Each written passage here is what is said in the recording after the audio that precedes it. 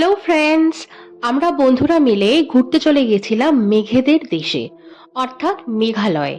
আর এই মেঘালয়ে এসে আমরা যে সমস্ত জায়গাগুলো ভিজিট করেছি, ট্রেকিং করেছি, তারই একটি ছোট্ট এক্সপিরিয়েন্স আজকে এই ব্লগের মাধ্যমে আপনাদের সাথে শেয়ার করব।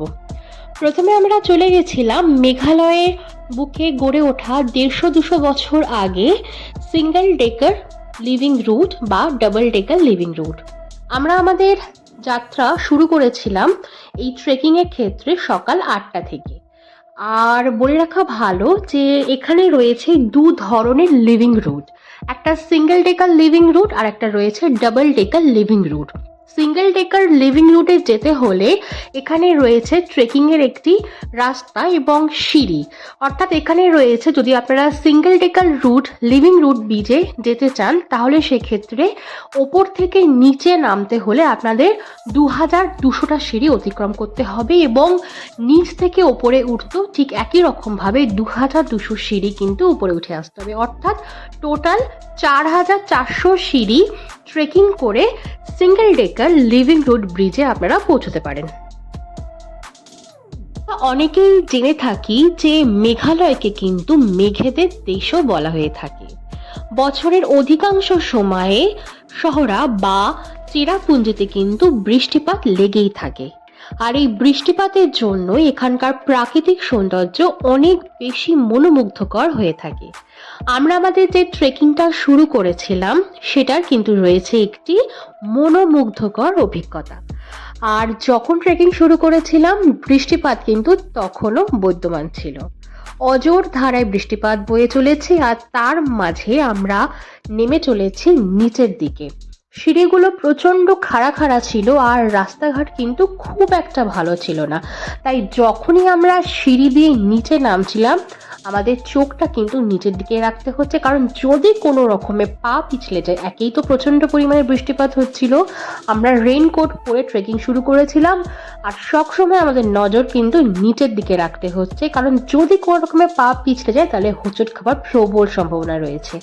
আর আপনারা দেখতেই পাচ্ছেন যে এখানে জঙ্গলের মধ্য দিয়ে কিন্তু সিঁড়ি চলে গেছে আর সিঁড়ির চারপাশে কোনো রকম কোনো রেলিং নেই, রয়েছে খাড়া খাড়া সিঁড়ি আর চারপাশে রয়েছে গভীর জঙ্গল। ট্রেকিং যখন শুরু করলাম মনের মধ্যে ছিল একটা প্রবল উত্তেজনা এবং তার সঙ্গে কিন্তু ভয়ও কাজ করছিল। আমরা প্রায় অলরেডি এখানে 1500 সিঁড়ি নিচে নেমে এসেছি আর কি অদ্ভুত রকম ভাবে দেখতেই পাচ্ছেন যে এখানে কিন্তু রয়েছে একটা ছোট্ট স্কুল, একটা ছোট্ট জনবসতি, একটা ছোট্ট গ্রাম, যেখানে মানুষের জীবনযাত্রার প্রণালী কিন্তু অনেকটাই অন্য রকমের। আর এই যে এই সিঁড়িটা দিয়ে আমরা নিচে নেমে চলে এসেছি, এইখান থেকে জায়গাটা দুই ভাগে ভাগ হয়ে যায়।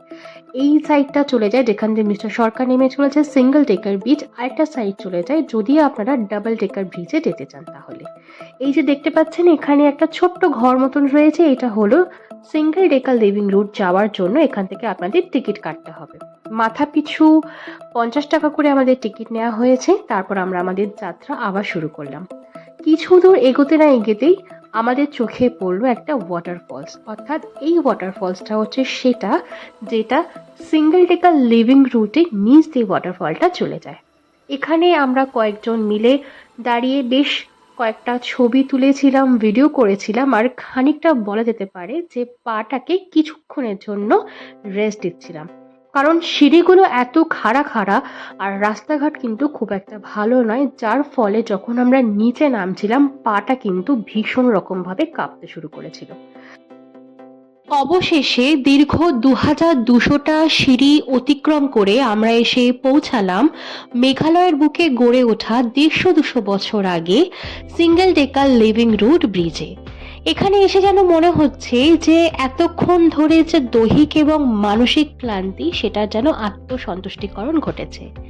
দেখতেই পাচ্ছেন চোখের সামনে দেখা যাচ্ছে 150-200 বছরের পুরনো single decker living root bridge. মেঘালয়ের বুকে গড়ে ওঠা সিঙ্গেল ডেকার লিভিং রুট অর্থাৎ জীবন্ত সেতু বা ডাবল ডেকার লিভিং রুট, এটাই হলো কিন্তু মেন অ্যাট্রাকশন। আমরা বন্ধুরা একে একে মিলে এই লিভিং রুটের ওপরে উঠে ব্রিজের এক প্রান্ত থেকে আরেক প্রান্ত কিন্তু গিয়ে পুরো জিনিসটাকে ভীষণ রকমভাবে উপলব্ধি করেছি। আর নিচ দিয়ে বয়ে চলেছে অজস্র জলের ধারা। সত্যি এই অভিজ্ঞতাকে নিজে অনুভব না করলে বোঝাটা ভারী দেয়। ভিডিওটি যদি আপনাদের একটুও ভালো লেগে থাকে তাহলে কিন্তু অবশ্যই লাইক, শেয়ার অ্যান্ড সাবস্ক্রাইব করতে ভুলবেন না। সকলে ভালো থাকবেন, বাই।